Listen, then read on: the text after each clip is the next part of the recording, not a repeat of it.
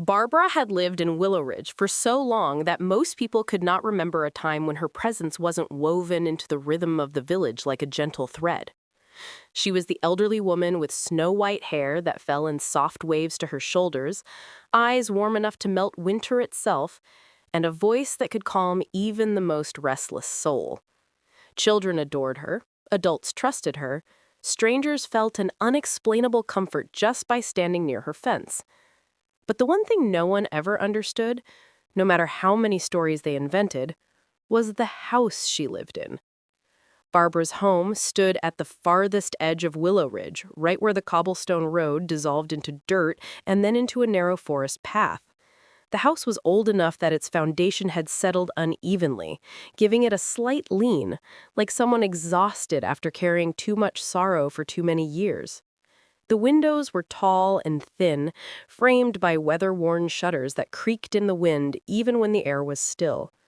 Some villagers joked that the house breathed. Others insisted it watched them. But most simply avoided walking past it at night. Barbara never denied the rumors. She simply smiled in that mysterious way of hers and invited them in for tea, an invitation very few accepted. Inside the house, time moved differently. The air always seemed to carry the echo of something unspoken.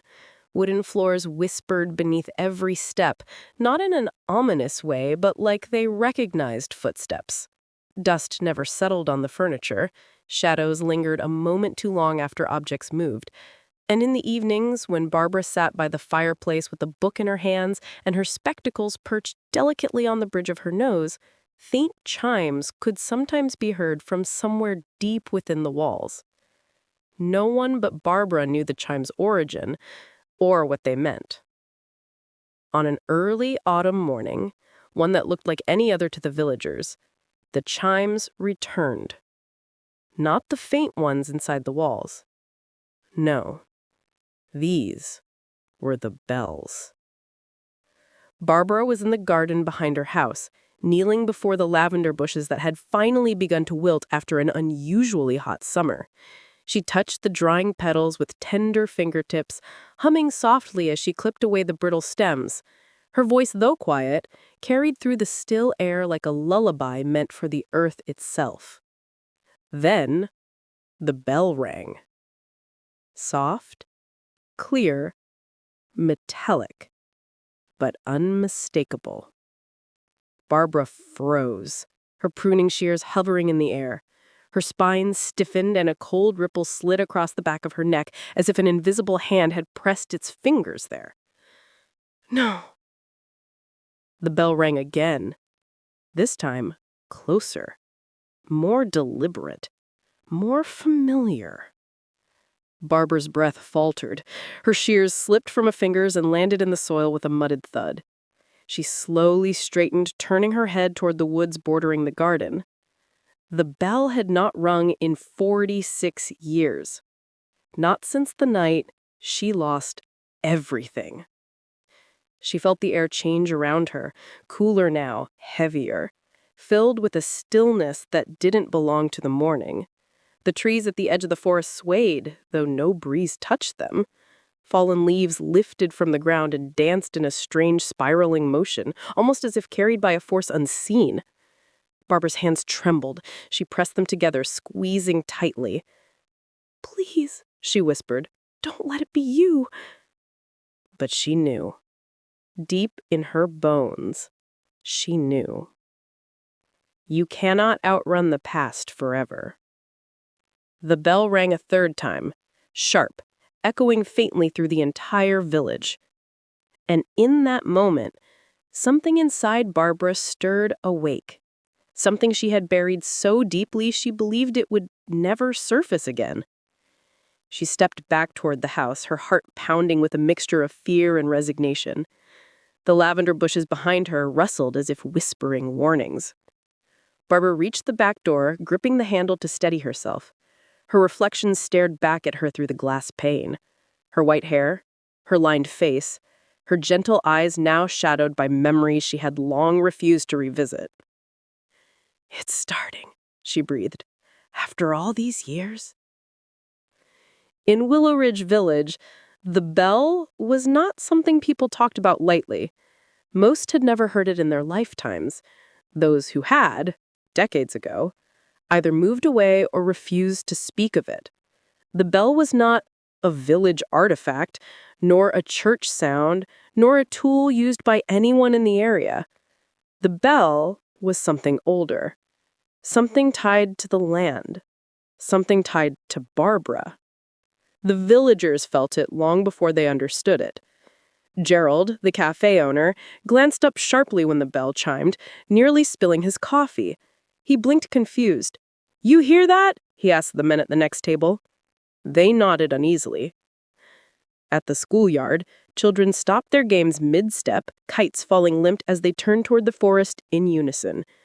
Mrs. Carter, the florist, shuddered so violently she dropped an entire bucket of marigolds. Dogs howled, birds scattered from rooftops, and a murmur spread across the village square. The bell, it's back. Only one person didn't seem surprised. An elderly man with a deeply lined face and eyes that held too many winters. His name was Harold, and he knew exactly what the bell meant. He whispered into the cold morning air, "She's coming back for her." Inside her home, Barbara moved with a slowness that was not due to age, but dread. She lit candles though the sun had fully risen. She closed the curtains, though the daylight still streamed through the cracks. She checked the locks on all the doors. She made tea with shaking hands. When she finally sat in her armchair, she placed both palms flat against her knees and exhaled shakily. "You promised me," she whispered, voice thick. "You said you would never return." She wasn't talking to someone in the room, or someone alive, but someone who had once walked the same halls, slept in the same rooms, laughed in the same garden. Someone who had vanished without a trace 46 years ago. A girl with hair the color of autumn leaves, a girl with a voice like bells, a girl named Lily. Barbara shut her eyes. Pain washed over her features, slow, deep, consuming. Lily had been the brightest soul she had ever known, her granddaughter, her heart, her greatest joy, and her greatest loss. Barbara had tried everything to find her. Search parties, investigators, posters, pleas, months of calling her name into the forest until her voice broke. But the woods never answered. All they left behind was the bell. A tiny silver bell Lily had worn around her neck since childhood, a charm she believed protected her. A bell that rang only when she was near. And now it was ringing again. The sound echoed in Barbara's mind, louder, closer, impossible. She gripped the arms of the chair. "No, this cannot be Lily! She would not... She cannot!" But the bell was not only a memory, it was a signal. Someone or something was drawing near, and whoever it was had crossed a boundary that should never have been crossed. The house creaked, long and low, like a moan slipping through its bones. Barbara looked sharply toward the hallway. This was the other thing villagers didn't know. The house reacted to danger. And right now, it was trembling. "Show me," Barbara whispered. The lights flickered, the temperature dropped, the air thickened, and a shadow formed at the end of the hallway, tall, thin, flickering like smoke trapped in a beam of light. Barbara held her breath. "Who's there?" The shadow didn't answer, but the bell did. It chimed. From inside the house. Not from outside, not from the woods, from inside. Barbara rose from her chair as slowly as a moonrise. Her heartbeat thundered in her ears, but her steps were steady, careful, trained. She had lived through this once before. She knew better than to run. She walked toward the shadow. The bell chimed again, this time from the second floor, then again, closer. Then again, right above her head. The shadow stretched across the hallway, darkening the wooden floor. Something cold brushed her arm, sending a shock through her entire body. Barbara did not flinch. She whispered, "Lily, is that you?" The shadow trembled, almost softened as if responding to the name. But then, a whisper filled the air. Not Lily's voice. Something older. Something colder. "You should not have stayed." Barbara's blood. Darkness swallowed the entire hallway, thick and heavy, as though someone had draped the house in a shroud. Barbara stood perfectly still, one hand on the wall to steady her balance. She could feel the temperature drop further, so sharply that her breath appeared in pale clouds before her face. The house groaned again. Not the usual settling of old wood, not the gentle sigh of a tired foundation.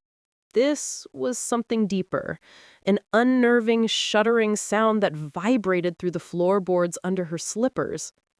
Barbara whispered into the gloom. Whisper into the gloom. "Show yourself." But the darkness remained unbroken. Only the bell spoke. Chime. Distant. Perhaps the attic. Chime. Closer. Maybe the top of the stairs. Chime. Right behind her. Barbara spun around, her pulse hammering, but she saw nothing, only the deep, breathing darkness swallowing the hallway from corner to corner. Her shadow flickered on the wall, stretched unnaturally thin by the single beam of moonlight leaking through the nearest window. She reached for the candle on the entry table, but her fingers shook too violently to grasp it. Instead, she pressed her hand over her heart and slowly inhaled. "It's all right. You've been here before. You survived it once. You will survive it again." The darkness answered with a whisper, the same cold voice as before, now echoing through the walls. "You should have left when you had the chance." Barbara clenched her jaw. "I'm not leaving this house." The voice drifted into a low, soft chuckle, a sound that did not belong in any human throat. She took a single step forward, her body rigid with determination. The hallway seemed longer now, stretching further than she remembered, as if the house itself was expanding, breathing, reshaping around her. "Lily," she called gently, "if you're here, give me a sign." Silence. Then, a soft patter, light and rhythmic, like small, bare feet on old wood. Barbara's heart squeezed. "Lily?" she whispered, her voice cracking ever so slightly. The patter stopped, then resumed, moving closer. Coming down the stairs. Barbara swallowed hard. She could see nothing in the dark, but she could feel something. A presence. Small, familiar, comforting and terrifying all at once. Tears welled in her eyes despite herself. "I'm here," she whispered, her hands trembling. "I'm here, sweetheart." The sound moved halfway down the staircase, then closer. Then it stopped completely. Barbara held her breath. A tiny glow appeared on the stairs, small, silver, pulsing softly with each heartbeat. The bell. Floating.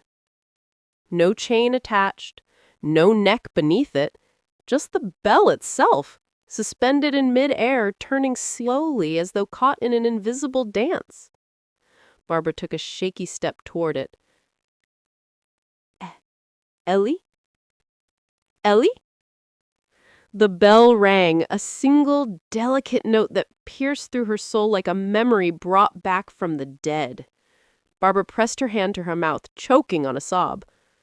The bell drifted down another step, then another, until it hovered directly in front of her chest, so close she could feel its cold metal whispering against the air. Then it dropped into her hands. Barbara gasped, clutching it tightly. It was ice cold, far colder than anything should be inside a warm house. And then, from the very top of the stairs, she heard it. A child's laugh. Soft, familiar, heartbreaking. Barbara's knees nearly buckled. She looked up the staircase with tear-blurred eyes. Lily? But what she saw was not her granddaughter. A figure stood at the top of the stairs. Tall, thin, shadowed entirely. Its limbs too long, its posture twisted as if it had once learned how to mimic the shape of a human body, but not quite correctly. And on its face,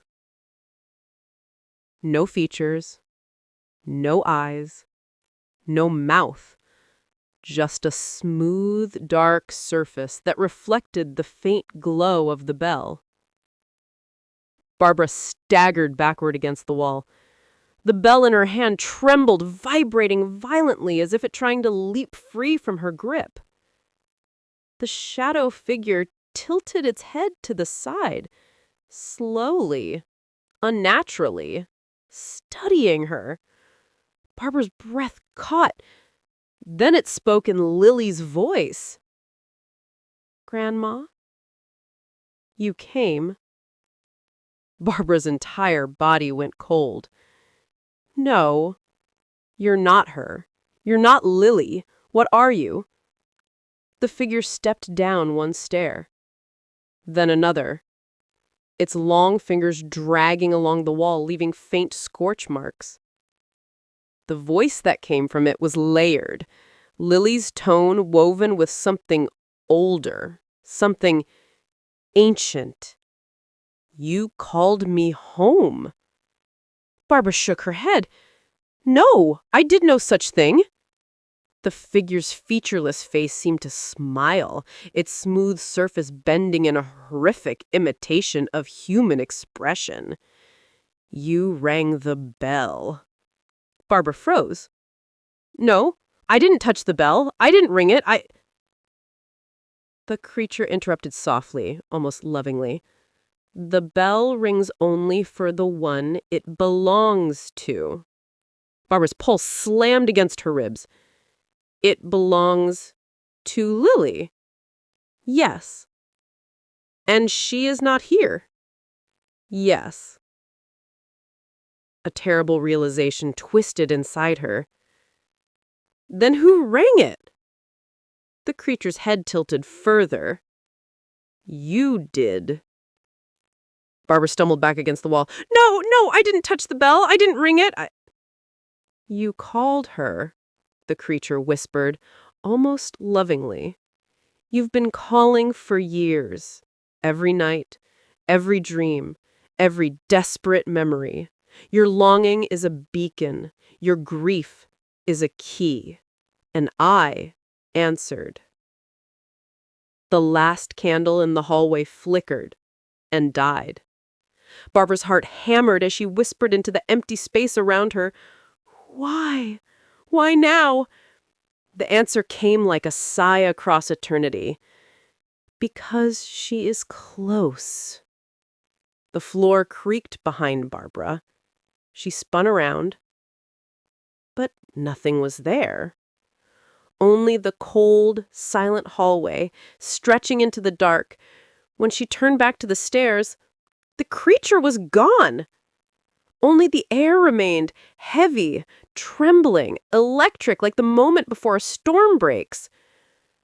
Barbara clutched the silver bell to her chest, shaking violently. "She's close. My Lily, after all these years." The house groaned again, louder this time. A warning, a plea, a cry. Barbara steadied herself and whispered to the empty space around her, "Then show me where she is before it's too late." And the house answered with a whisper, a breath, a pull, guiding her towards the attic. The place she had not entered in 46 years. The place where Lily had last been seen. The house seemed to breathe with her every movement as Barbara forced herself down the hallway. The wooden floor beneath her feet groaned under each step, the kind of long, aching groan she had only heard twice in her life. The night Lily vanished, and now. The silver bell in her hand pulsed faintly, like a heartbeat. Not her heartbeat, not Lily's, something else entirely. Barbara's palm stung from the cold metal, but she refused to loosen her grip. She needed the bell. She didn't know why, but some part of her, deep and old and instinctual, refused to let it go. A gust of icy wind swept through the hallway, though all doors and windows were shut. Barbara staggered as the wind circled around her like a serpent, cold, intelligent, deliberate. "You will not stop me," she muttered through clenched teeth. The wind halted, as if listening, as if offended. Then it surged again, this time slamming the hallway door shut behind her with a thunderous crack that shook the entire house. Barbara jumped and pressed a hand against her chest. "Enough of this," she whispered. "Show me what you want me to see." The old house answered. A soft, rhythmic tapping began above her head. Tap, tap, tap. Slow, measured, beckoning. The attic. Barbara swallowed hard. Her knees weakened and she steadied herself on the wall as her breath came sharp and uneven. The attic was the one place she vowed never to enter again. 46 years ago, she screamed Lily's name at the foot of those attic stairs until her throat bled. She clawed at the locked door, begged, prayed, cursed, collapsed. She swore she heard Lily crying from the other side. But when the villagers finally broke it open, Lily was gone. The room was empty. And the only thing left behind was the bell. Barbara blinked tears away. If she's truly near, then I must see. The house lights flickered once, slow, deliberate, as if telling her yes. Barbara walked toward the staircase leading to the second floor. The shadows slipped aside as she approached, reluctant but obedient, like the house recognized her authority but hated who commanded it. As she climbed, each step exhaled a hollow creak under her weight. Cobwebs brushed her cardigan. The banister trembled beneath her hand. Halfway up, the bell chimed softly. Barbara froze. The sound wasn't from her hand. It was behind her. She turned her head slowly. The hallway downstairs was darker than night, a thick black curtain where the world seemed to end. She couldn't see the walls. She couldn't see the floor, only the faint shape of something tall and crooked standing perfectly still in the darkness, watching her. Barbara looked away, heart pounding so violently she felt dizzy. She forced herself up the remaining steps, refusing to give the shadow any acknowledgement beyond that single glance. The second floor was dimly lit by a strand of pale, dying moonlight slipping through the curtains. Dust floated like silver snowflakes in the air. The walls felt closer than before, as though the house had drawn inward. The attic door waited at the end of the hall. Closed. Silent. Breathing. Barbara approached it slowly. The closer she got, the heavier the air felt, thick enough to chew, suffocating, almost angry. Her hand trembled as she reached for the doorknob. It was ice cold. Colder than the bell. Colder than the creature's presence. Barbara inhaled deeply, bracing herself. With a slow, agonizing turn, she twisted the knob. To her shock, it opened. Easily. As though it had waited. The attic stairs loomed before her, steep, narrow, disappearing into a darkness so pure it swallowed the world. The scent of dust, cedar, and something old enough to have no name drifted down. Barbara tightened her grip on the bell. "Lily," she whispered, "if you're here, I'm coming." She placed her foot on the first stair, and the house exhaled, long and low, almost like a warning, almost like a cry, almost like a plea. "Turn back." Barbara ignored it. Step by step, she climbed the attic staircase. Each step groaned beneath her, shaking as though the wood itself remembered the last time someone climbed these stairs and never returned. Halfway up, the air grew colder, sharper, harsher, and the darkness above shifted, subtle but unmistakable, like a slow, deliberate movement, like something large shifting its weight in the shadows. Barbara's heart squeezed painfully, but she kept climbing. When she reached the top of the stairs, she hesitated. The attic door was open, far wider than she had left it decades ago. A faint silver glow pulsed deep inside the room, like a dying heartbeat. Barbara stepped in. The attic looked almost exactly as she remembered it. Dusty, dim, filled with old trunks and boxes covered with sheets. But something had changed. The air was charged, heavy, throbbing with an energy that made her skin tingle. And in the center of the room, a wooden rocking chair rocked slowly. Back and forth. Back and forth. But no one sat in it. Barbara's breath caught in her throat. She stepped forward, her slippers brushing the dusty floor. "Lily?" she whispered, barely audible. The rocking chair stopped. The silver glow from the far corner brightened. Faintly, trembling like candlelight. Barbara's eyes followed the glow. Her heart nearly stopped. There, lying on the floor, half hidden but under a fallen tapestry, was the object she feared most. Another bell. Identical to the one she held. But this one was cracked. Darkened. Burned along the edges as though touched by fire or something far worse. Barbara stepped closer, trembling. The glow intensified, casting her shadow long across the attic. When she crouched down and reached for it, a hand grabbed her wrist, cold, thin, too tight. Barbara screamed, stumbling backward. She looked up in terror and saw a figure crouched in the shadows. Small. Child-sized. Long hair shrouding its face. Barbara's entire body went numb. "Lily?" The figure lifted its head, slowly, with a sickening stiffness. The face was obscured by tangled hair, but Barbara recognized the shape of the small chin, the narrow shoulders, the silhouette she had seen running through her garden so many times. Her granddaughter. Her Lily.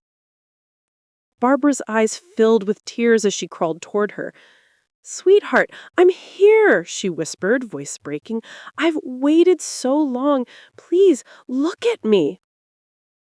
The child lifted its head fully, and Barbara froze.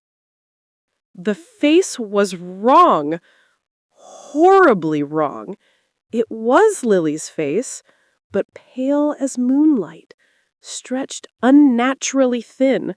Her mouth too wide, her eyes too hollow, and her irises gone.